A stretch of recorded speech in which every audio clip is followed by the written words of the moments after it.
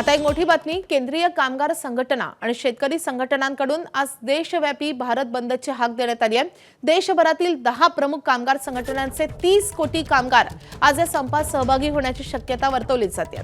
या बंदमुळे देशभरातील सार्वजनिक क्षेत्रातील बँका, सरकारी कार्यालय, वाहतूक सेवा आणि औद्योगिक उत्पादनावर परिणाम होण्याची शक्यता वर्तवली जाते। केंद्र सरकारने गेल्या वर्षी 29 कामगार कायद्यांच्या जागी लागू केलेल्या 4 नवीन कामगार संहितांच्या विरोधात हा बंद पुकारण्यात आलाय। संयुक्त किसान मोर्चा आणि अखिल भारतीय किसान सभा यासारख्या शेतकरी संघटनांनी देखील या संपाला पूर्णपणे पाठिंबा दिलाय। तर ऑल इंडिया बँक एम्प्लॉईज असोसिएशनसह प्रमुख बँक संघटनांनी देखील या संपात सहभागी घेतलेत आणि त्यामुळे खातेदारांनी गैरसोय होण्याची शक्यता आहे। आज दुपारी 2 वाजता देशभरात या संघटनांकडून आंदोलनही केलं जाणार आहे। तर देशभरात पुकारण्यात आलेला भारत बंदला संमिश्र प्रतिसाद राजधानी दिल्लीमध्ये पाहायला मिळतोय। अनेक नागरिकांना याविषयी कल्पना नसल्याचं चित्र आहे। आढावा घेतलेला आहे आमचे प्रतिनिधी सोमेश कुलगे यांनी। राजधानी दिल्लीतील बंगाली मार्केटमध्ये आज आपण उभे आहोत आणि इथे भारत बंदला संमिश्र प्रतिसाद आहे।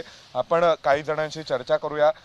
भाई साहब, ये काफी फेमस मार्केट है, आप भी काफी सालों से यहाँ पे हो।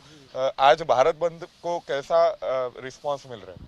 आज किस लिए जी भारत बंद? हमें तो इसकी कोई जानकारी नहीं है।